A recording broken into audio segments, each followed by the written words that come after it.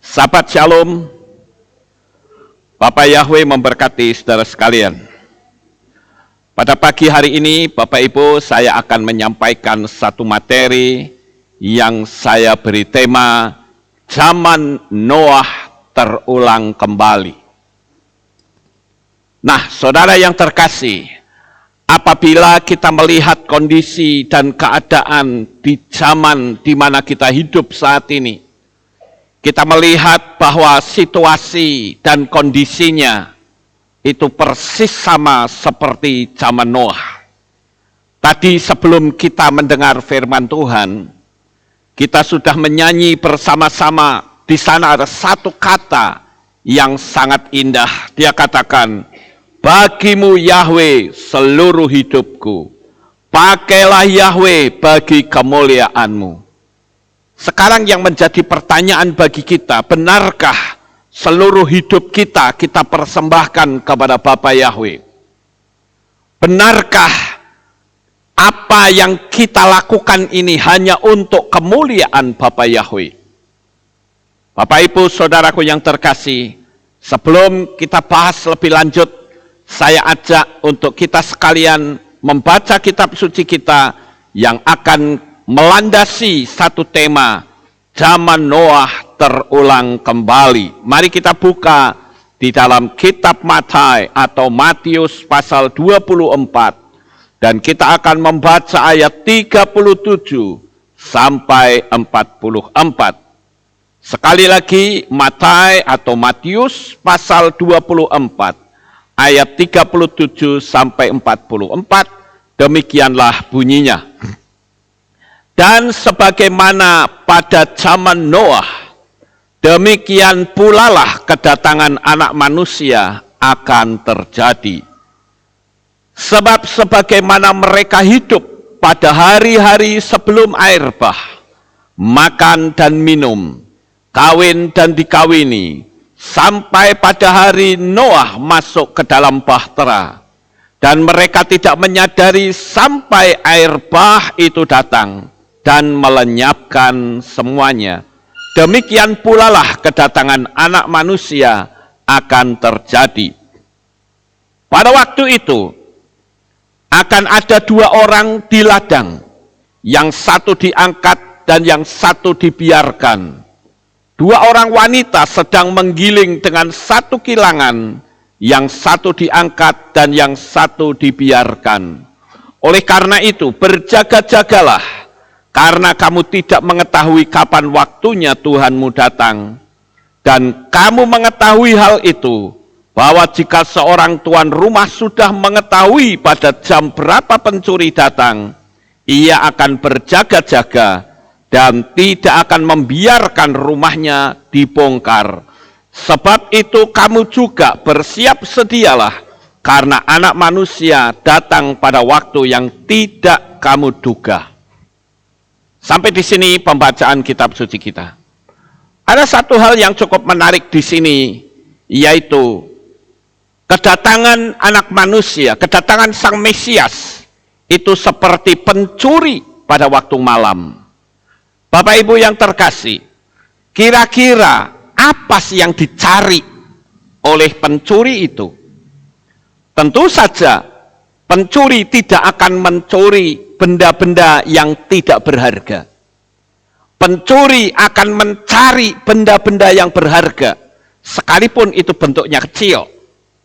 Dia tidak akan mengambil ceret atau kursi plastik, nggak akan, saudara.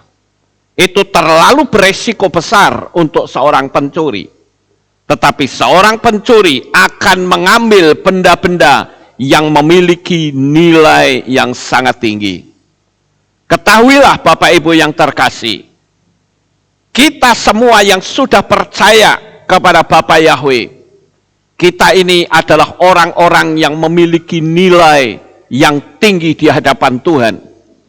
Oleh karena itu berjaga-jagalah, karena kedatangannya untuk mengambil kita, itu tidak seorang pun yang tahu. Namun yang pasti dia akan datang. Nah, dari apa yang kita baca tadi, saya melihat ada beberapa analisa atau ringkasan yang bisa saya ambil dari materi ini, saudara. Yaitu saya melihat bagaimana orang-orang di zaman sekarang, mereka larut dengan kesibukan dunia. Makan dan minum itu berbicara tentang kesibukan, bicara tentang rutinitas sehari-hari. Itu digambarkan dengan makan dan minum. Banyak manusia berusaha supaya dia tetap eksis ada di dalam dunia ini. Mereka berpikir, aku harus bisa eksis di dunia ini. Aku harus bisa berjalan-jalan ke luar negeri. Aku juga harus bisa membeli dan menjual. Aku juga bisa melakukan apapun yang aku suka. Mereka tidak peka bahwa peristiwa ini sudah dicatat di dalam kitab suci kita.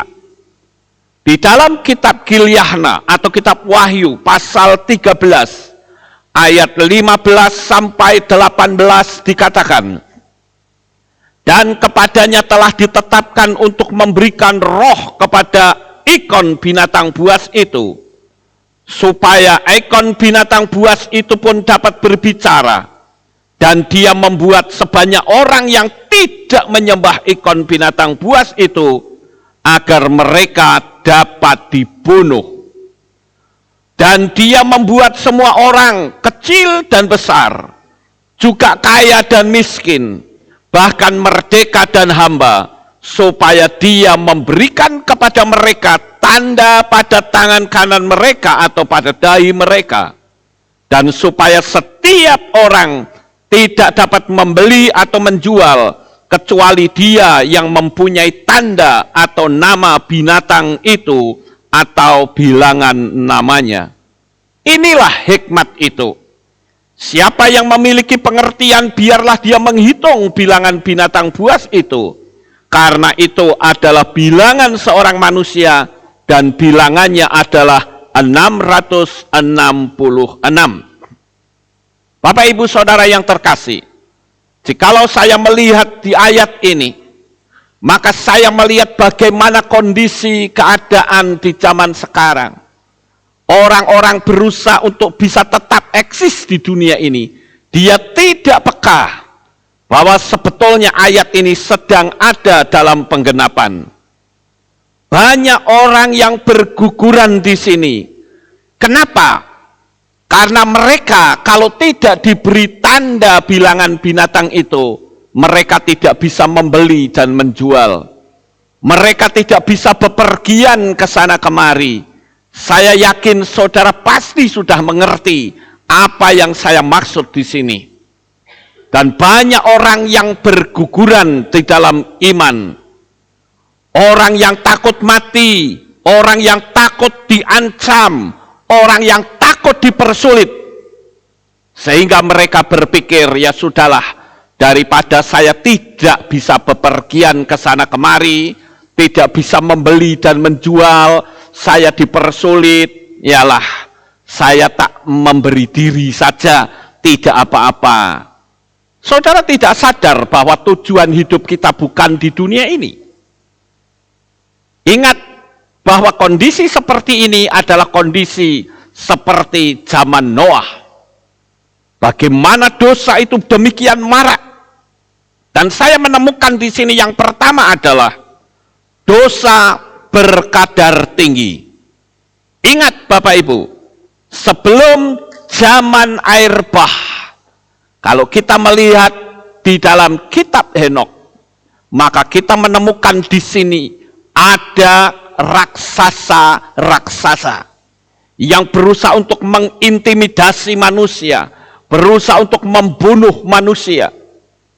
Kalau saya melihat di kitab Henok Bapak Ibu, saya menemukan di sana para raksasa ini mula pertama muncul karena adanya perkawinan dari kelompok malaikat-malaikat watcher angel atau malaikat pengawas yang waktu itu dipimpin oleh Semiasa. Mereka berusaha untuk mengawini manusia dan muncullah keturunan para raksasa. Mereka nggak dianggap pada waktu itu, saudara. Tetapi semakin lama, tubuh mereka menjadi semakin besar.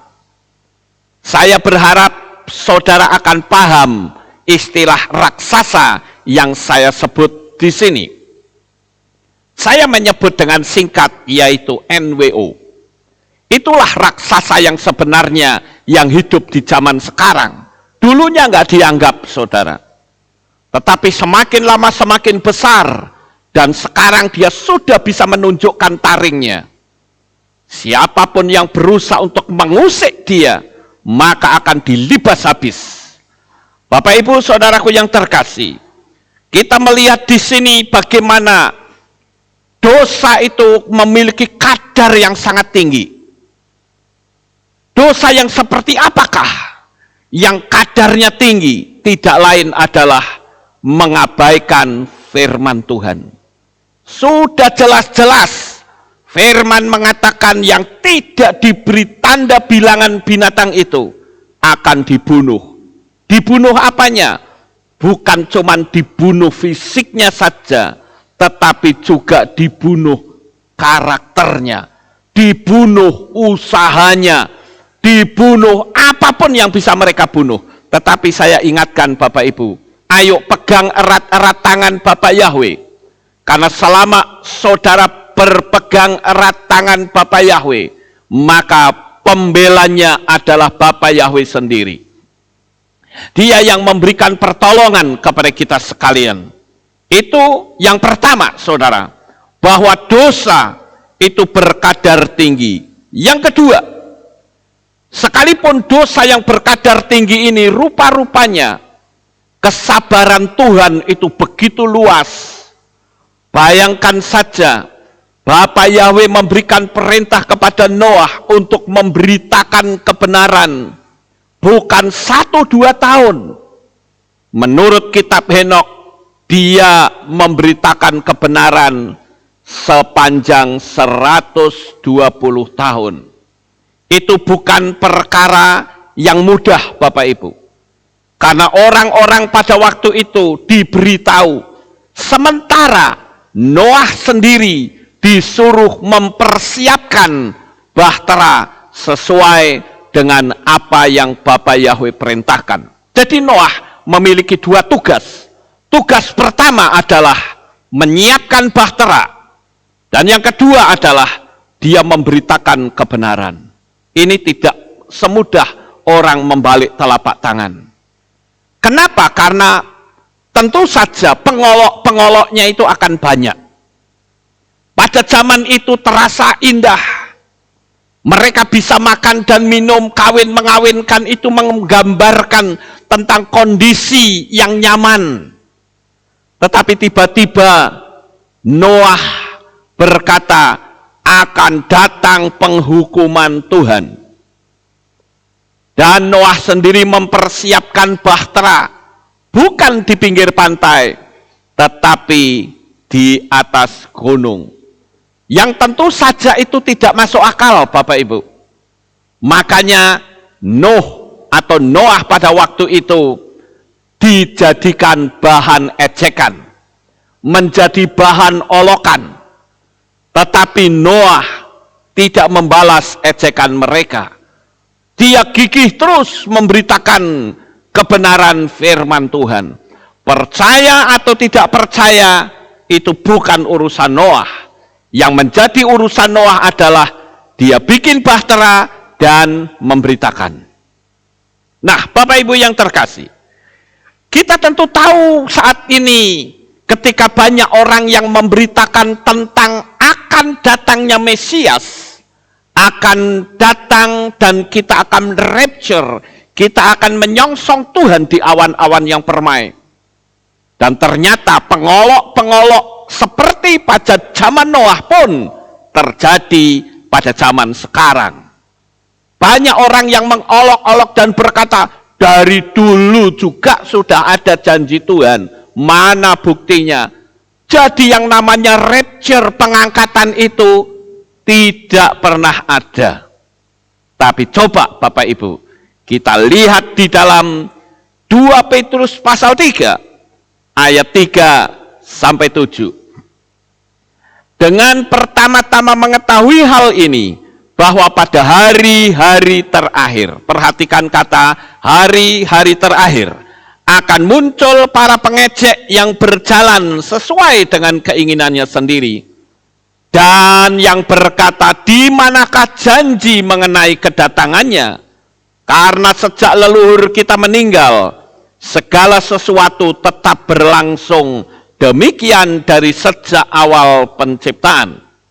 Sebab yang mereka dambakan itu tidaklah terselami, karena oleh firman Elohim, langit ada dari sejak dahulu, juga bumi yang terdiri dari air dan melalui air.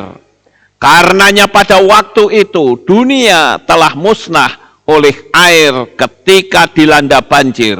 Namun sekarang oleh firman yang sama, langit dan bumi sedang disimpan untuk api sambil dipelihara sampai pada hari penghakiman dan pemusnahan orang-orang fasik. Jadi kalau sekarang muncul pengejek-pengejek, kelompok-kelompok orang yang tidak percaya akan kedatangan Mesias untuk yang kedua kali, saya katakan terima kasih Tuhan, ayat ini digenapi.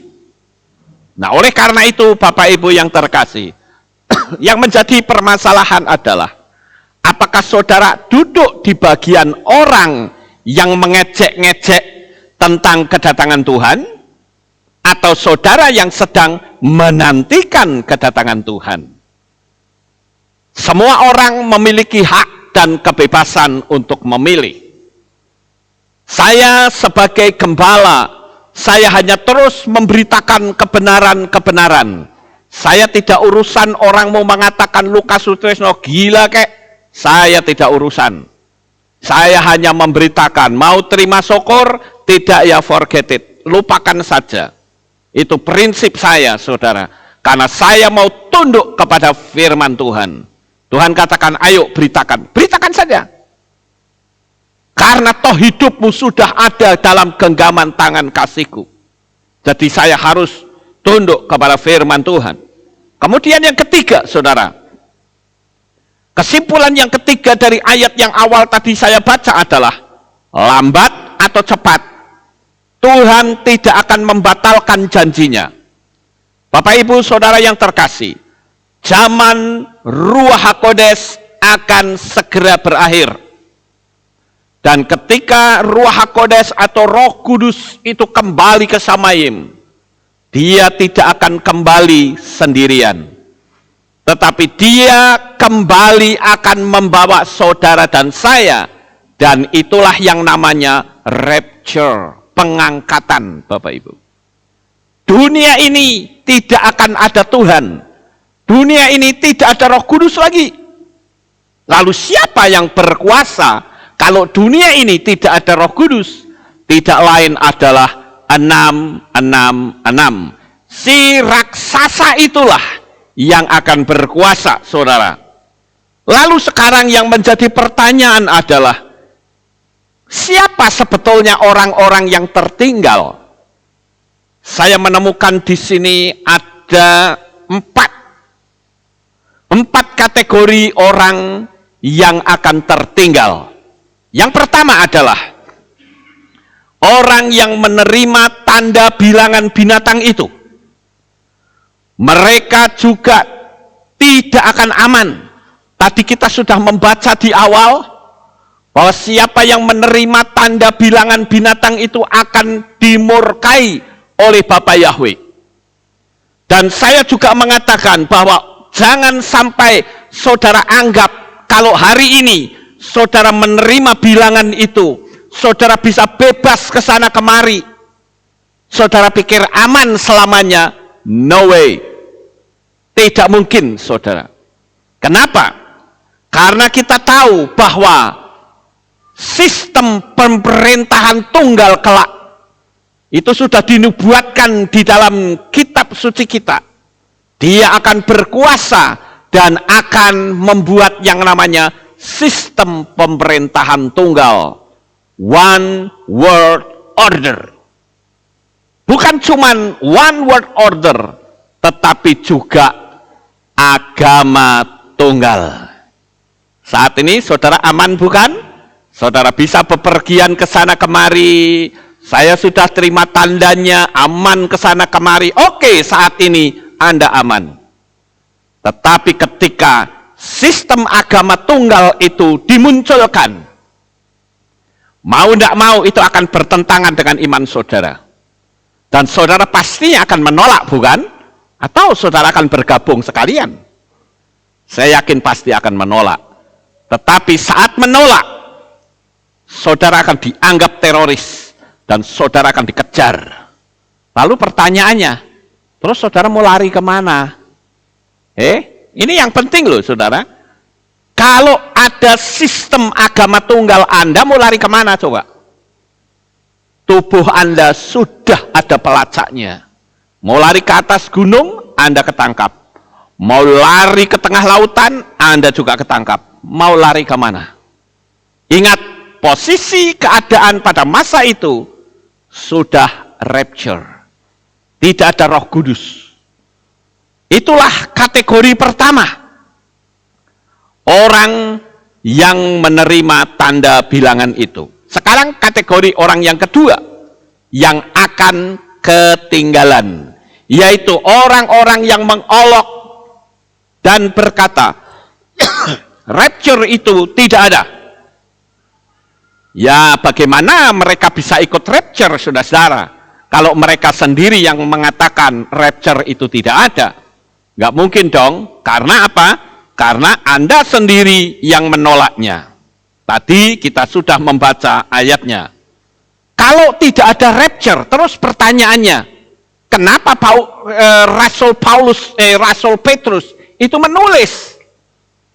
Sekarang yang jadi pertanyaan adalah, apakah Petrus menulis itu bohong-bohongan? Atau untuk menakut-nakuti orang? Atau itu sebuah nubuatan yang akan terjadi sebentar lagi? Ayo kita pikirkan bareng-bareng Bapak Ibu. Jangan sampai Anda ikut-ikutan orang. Rapture tidak ada. Anda tidak membaca bahwa Yesua sendiri yang mengajarkan bahwa yang namanya pengangkatan itu ada. Bahkan ketika Yesua mau naik ke Shamayim, waktu itu murid-murid menyaksikan dia naik, dan waktu itu Yesua berkata apa? Kamu akan melihat pada waktu aku datang. Yesua juga mengajarkan kepada kita bagaimana generasi pada waktu pohon ara bertunas itu akan melihat kedatangannya untuk yang kedua kali. Bapak Ibu Saudara, saya sudah menerangkan hal ini sebelumnya. Namun saya perlu menegaskan di sini bahwa rapture yang ditulis oleh Rasul Kefa bukan bohong-bohongan, bukan untuk menakut-nakuti, tetapi itu sebuah nubuatan. Buktinya apa? Buktinya adalah waktu yang dipersingkat. Terserah saudara mau percaya atau tidak. Kalau saya percaya bahwa waktu sekarang itu cepatnya minta ampun Bapak Ibu. Luar biasa cepatnya. Waktunya dipersingkat. Dan Yesua katakan, sekiranya waktunya tidak dipersingkat, maka segala orang-orang pilihan pun bisa berguguran imannya. Oleh karena itu, hal yang kedua ini, percayalah bahwa rapture pasti terjadi. Sebelum terlambat, ayo bertobat bagi saudara yang sampai hari ini tidak percaya atau meragukan akan rapture. Saya mengakui secara penuh, saudara, bahwa kelak zaman anti Hamasyah berkuasa di atas muka bumi ini, kita semua sudah rapture. Karena apa? Karena Roh Kudus kembali. Itu kategori yang kedua yang akan ketinggalan. Sekarang kategori yang ketiga. Orang yang sudah percaya kepada Bapa Yahweh, tetapi masih melegalkan nama asing dan dianggap tidak bermasalah. Sebetulnya yang perlu dipertanyakan, kenapa mereka menganggap tidak bermasalah, sedangkan Bapak Yahweh sendiri mengatakan ini sangat bermasalah. Bahkan menyebut saja itu tidak boleh kedengaran di telinga kita. Bayangin saudara-saudara, menyebut ilah asing saja tidak boleh. Di dalam kitab Shemot atau kitab Keluaran pasal 23 ayat 13 dikatakan, dan dalam segala hal yang telah kufirmankan kepadamu, haruslah kamu waspada dan janganlah kamu menyebut nama ilah-ilah lain. Hal itu janganlah kedengaran dari mulutmu. Menyebut saja tidak boleh. Itu artinya apa? Bapak Yahweh itu cemburu luar biasa. Kecuali kita menerangkan, mau tidak mau pasti disebut, saudara. Tetapi bukan disebut untuk disembah, bukan disebut untuk diagungkan, tetapi disebut untuk ditolak. Bapak Ibu Saudara yang terkasih, saya percaya penuh akan ayat ini. Jadi orang-orang yang masih menganggap gak masalah dengan nama asing, saya mempertanyakan, sebetulnya takut tidak dapat pelayanan, apa takut tidak populer, atau ditinggal lari oleh jemaat, atau barangkali karena Anda seorang gembala, fasilitas gereja ditarik oleh sinode, atau Anda dipecat.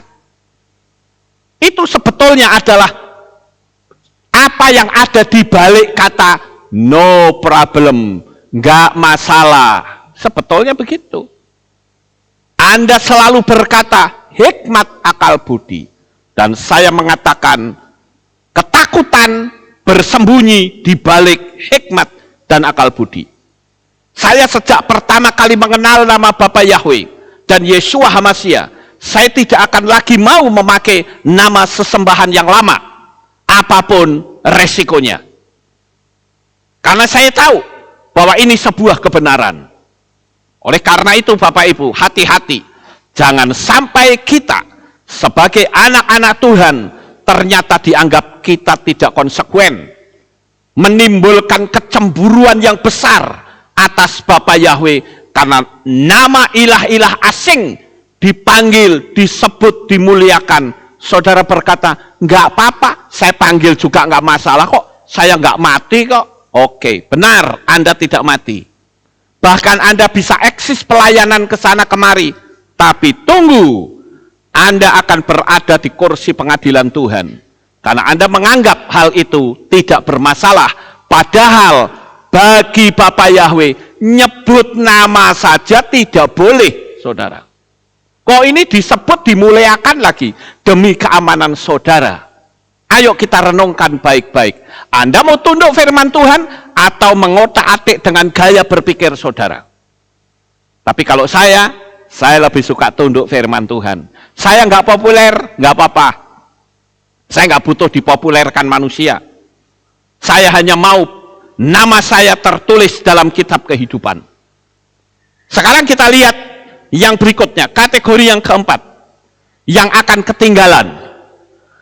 Sudah percaya Bapak Yahweh, tetapi menolak dimeterai atas nama pemilik Shamayim. Coba saudara renungkan baik-baik. Maka saudara akan tahu bahwa nama lama itu akan mendapatkan tempat untuk menuntut saudara di kursi pengadilan. Mungkin nggak nyaman ya bagi saudara ya, tapi bagi orang-orang yang sudah ngerti, dia akan berkata benar, karena firman-Nya berkata begitu. Nyebut saja tidak boleh, kok malah kita tidak mau dimeterai atas namanya. Emang kita mau masuk surga, mau masuk Shamayim, itu Shamayimnya siapa? Kita mau di sini di Magelang ini ada akademi militer, saudara. Orang mau masuk ke situ itu harus atributnya benar, saudara. Persis seperti hierarki yang ada di Akmil. Nggak bisa main tempel sapenai sendiri, nggak bisa, saudara. Yang penting pakai baju doreng masuk, nggak bisa. Ini palsu namanya. Semua harus ada aturannya. Begitu juga untuk kita masuk ke Syamayim, ada hierarki di dalamnya. Saya bacakan sebagai ayat yang terakhir di dalam kitab Gilyahna atau kitab Wahyu pasal 20 ayat 11 sampai 15. Dan aku melihat tahta putih yang besar dan dia yang duduk di atasnya, yang dari hadapannya bumi dan langit telah menghilang dan tidak didapatkan tempat bagi mereka. Ini ceritanya kiamat, buminya nggak ada, saudara. Habis semuanya, unsur-unsur terkecil pun lenyap semuanya. Ayat 12, dan aku melihat mereka yang mati besar, kecil dan besar, yang berdiri di hadapan Elohim, dan dibukalah gulungan kitab. Juga dibuka gulungan kitab yang lain, yang adalah kitab kehidupan. Dan mereka yang mati dihakimi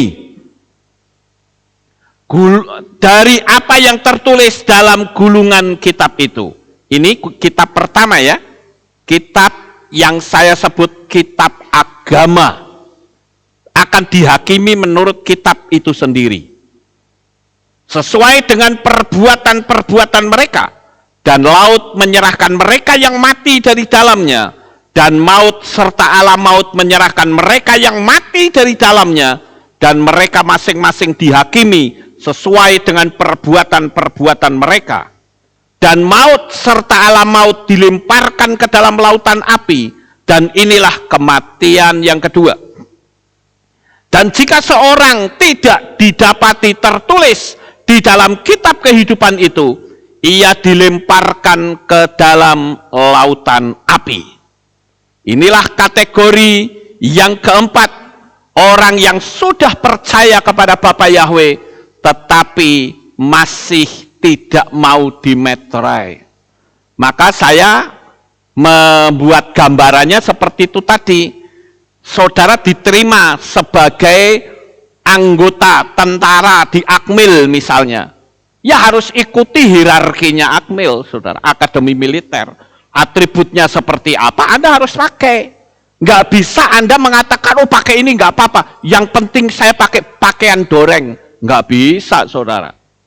Begitu juga kita mendapat anugerah menjadi warga negara Indonesia. Kalau saudara yang orang Tionghoa, saudara harus tunduk kepada aturan yang ada di negara Indonesia ini. Saudara harus bisa hafal Pancasila, saudara juga harus bisa hafal lagu Indonesia Raya. Itu baru negara mau terima saudara. Dan tidak mungkin saudara membawa atribut yang lama saudara, dibawa aturan lama saudara dibawa, nggak bisa saudara. Kita sebagai anak-anak Bapa Yahweh juga begitu. Ketika kita percaya kepada Bapa Yahweh, maka atribut kita adalah atribut Bapa Yahweh. Makanya dulu kita dimeterai dalam nama siapa, sekarang harus dibatalkan dan diganti dengan meterai yang benar, yaitu meterai atas nama Bapa Yahweh di dalam Yeshua HaMashiach dan Ruach HaKodes. Oleh karena itu, saudara harus terus memberitakan kebenaran, karena sekarang ini waktunya sudah sangat dekat, saudara. Beberapa waktu yang lalu, saya diberitahu oleh beberapa orang dengan berkata begini, Pak Lukas, saya cuma mau nasihatin Bapak. Oh ya, enggak apa-apa, silahkan. Pak, bagaimana kalau Bapak tidak usah menyinggung masalah 666, Pak? Karena itu berbahaya. Saya bilang, oh ya, tapi sekali lagi saya minta maaf Bapak Ibu Saudara. Saya tidak bisa dihentikan.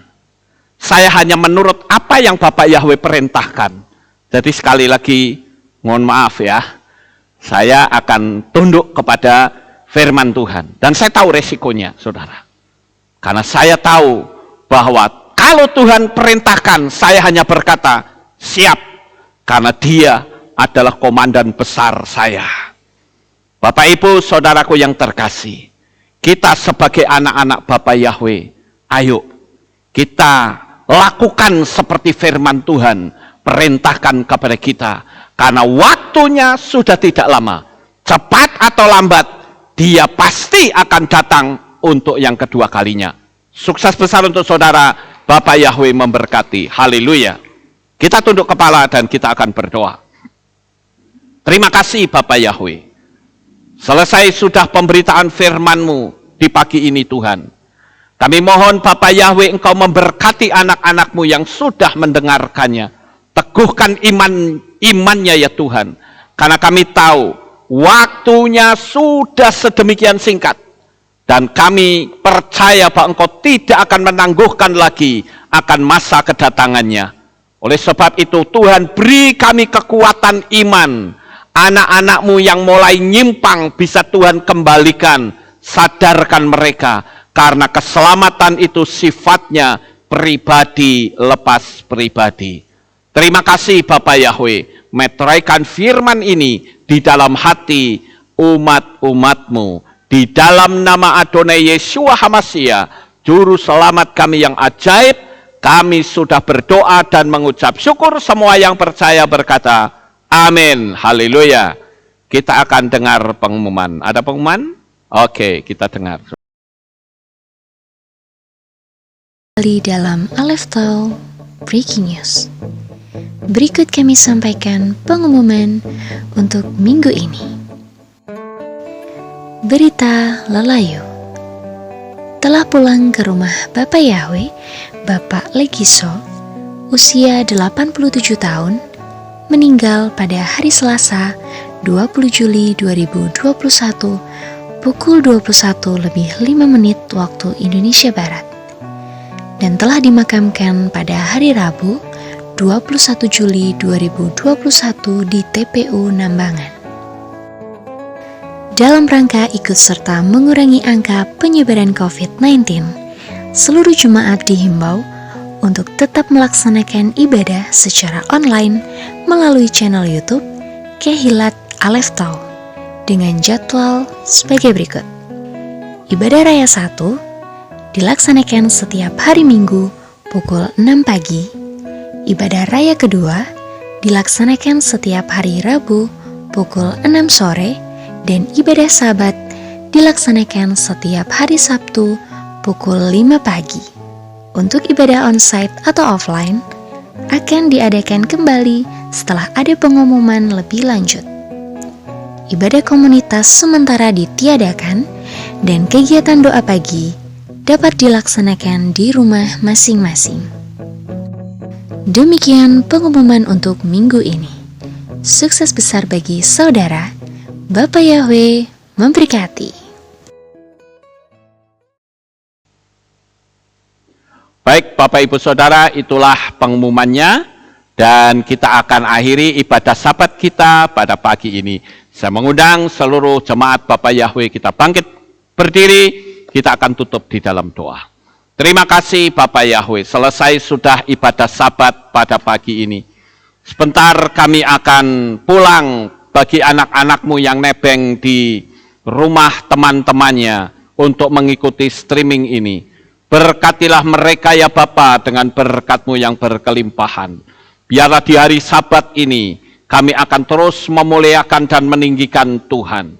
Kami berdoa Bapa memberkati anak-anak-Mu semuanya. Terima kasih ya Tuhan. Inilah doa syukur yang kami naikkan kepadamu. Pertemukan kembali kami esok untuk kami bersama-sama beribadah di hari Rison, hari pertama. Terima kasih ya Bapak Yahweh. Inilah doa syukur yang kami naikkan kepadamu. Di dalam nama Adonai Yeshua HaMashiach kami sudah berdoa. Mari kita angkat tangan kita dan kita akan menerima berkat Kohanim. Haleluya. Eye fareke Yahweh wa yismereka.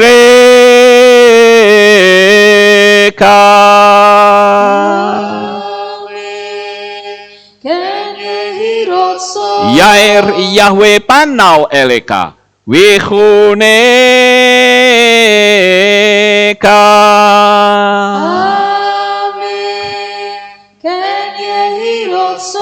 Yesa Yahweh panau eleka wa yashem lecha shalom. Amen. Baruk atabair o faruk atabasadeh. Engkau akan diberkati di kota dan kau akan diberkati di ladang.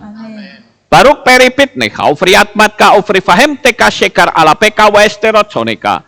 Diberkatilah buah kandunganmu, diberkati hasil bumimu, diberkati hasil ternakmu, anak-anak lembumu dan anak-anak dombamu. Amin. Baruk tanah kau misyarteka, diberkatilah bakulmu dan tempat adonanmu. Amin. Baruk ata boboy kau faruk ata betseteka, dan kau akan diberkati pada waktu kau masuk dan kau akan diberkati pada waktu kau keluar. Amin. Baruk ata Yahweh Elohenu melek haolam, besem Yesua hamasya waruah hakodes kile olam faed. Kami sudah berdoa dan mengucap syukur. Haleluya. Amin.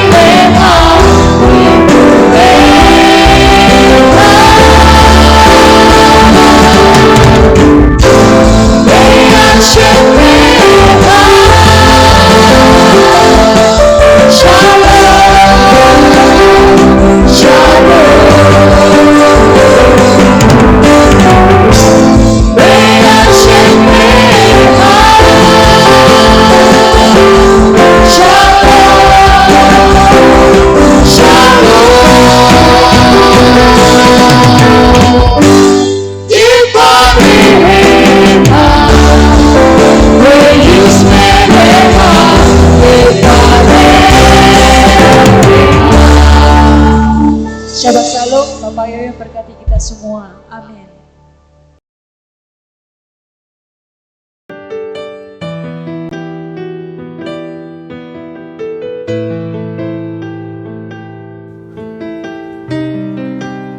Segala pujian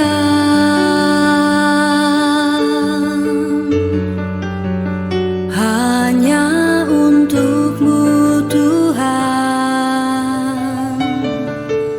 segala kehormatan